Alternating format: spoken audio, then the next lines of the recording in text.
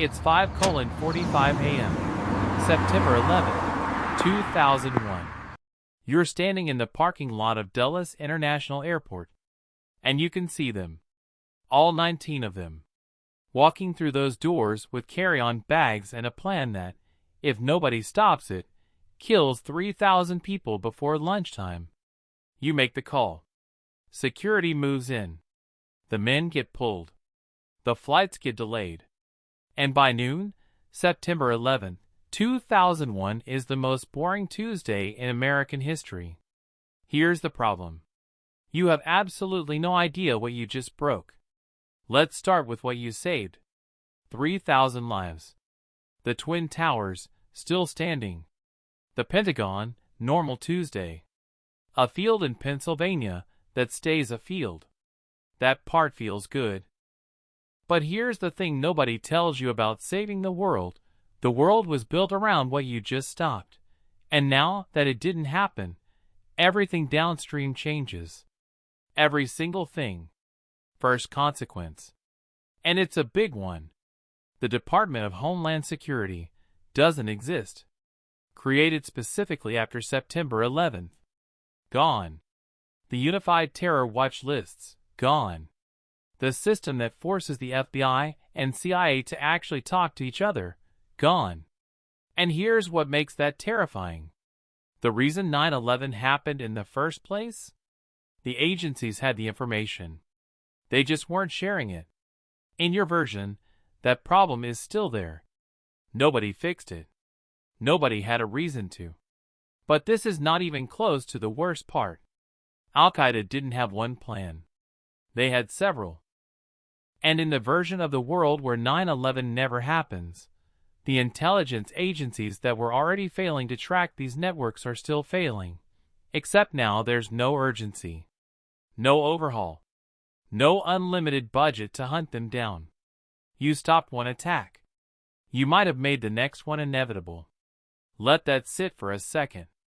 Now here's where it gets really uncomfortable. America invades Afghanistan in October 2001. Direct response to 9/11. In your version, no invasion. The Taliban stays in power. Al-Qaeda keeps its training camps. Osama bin Laden stays in Afghanistan, operational, recruiting, planning. The entire network that took 20 years to dismantle? Still running. Still growing. But wait, it gets more complicated than that. The Iraq War. Controversial, everybody knows it. But it happened because the fear from 9/11 gave politicians the cover to make it happen. No 9/11, that specific political climate doesn't exist. The Iraq War probably doesn't happen. And here's the number that changes everything. The Iraq War killed somewhere between 150,000 and 600,000 people. You might have just prevented that. Which sounds incredible. Until you remember that the power vacuum from that war is a huge part of what allowed ISIS to form. No Iraq War. Does ISIS still happen?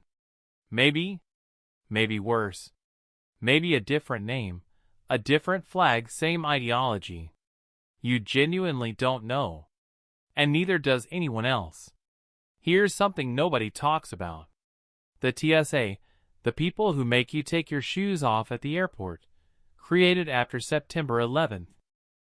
Before the attacks, airport security was run by private companies hired by the airlines, and it was a disaster.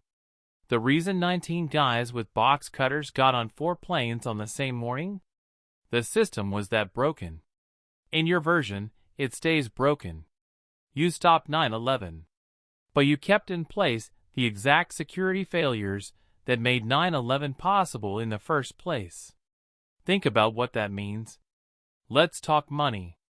Because this is the part that affects everyone. After the attacks, the stock market closed for 6 days. When it reopened, dropped 7% in a single day. $1.4 trillion gone in a week. In your version, none of that happens. The markets stay open. The economy keeps moving. Sounds great, right? But here's the thing. America spent over $2 trillion on the wars that followed 9/11. In your version, that money never gets mobilized. Which means the entire defense and intelligence industry that employed millions of Americans. Different shape, different size, different priorities. Does the 2008 financial crisis still happen the same way? Does a slightly different economy produce a different crash? Does it produce something worse? You pulled one thread. You can't see where all the others go. And now the part that really messes with your head. There's a whole generation of Americans whose identity was shaped by what happened after September 11th. Veterans who served in 2 wars. Journalists who built careers covering them. Politicians who rose to power because of how they responded. First responders who became symbols. In your version, those people still exist. But they're different people. Living different lives. Making different choices. The firefighter who became a hero that morning and spent the rest of his life speaking at schools. He's still a firefighter. Just one nobody ever heard of. The soldier who did 3 tours in Iraq and came home changed. He never deployed. But whatever was driving him toward service is still there. Where does it go? You didn't just change history. You changed people. And people change everything around them. Here's the final twist. The one that keeps you up at night. The pressure that created September 11th didn't come from 19 guys in a parking lot. It came from decades of conflict, grievance, ideology, and infrastructure that your phone call to airport security didn't touch at all. You stopped a Tuesday morning. You didn't stop what was building toward it. And in a world where 9/11 never becomes the wake-up call, where there's no national trauma forcing governments to act, no urgency, no reckoning, that pressure keeps building. Quietly. Without anyone watching. Without anyone having a reason to watch. So the question isn't whether you did the right thing. The question is, what did you delay? It's noon now. September 11th, 2001. The most boring Tuesday in American history. The towers are standing. The sky over New York is the clearest blue anyone has ever seen. Somewhere, 19 men are being questioned in a room they didn't expect to be in, and somewhere else, in a cave, in a safe house, in a city you've never heard of, someone is already adjusting the next plan. You don't know that yet. You're still in the parking lot. Still feeling like you just saved the world. Maybe you did. Or maybe you just made it better at hiding what's coming.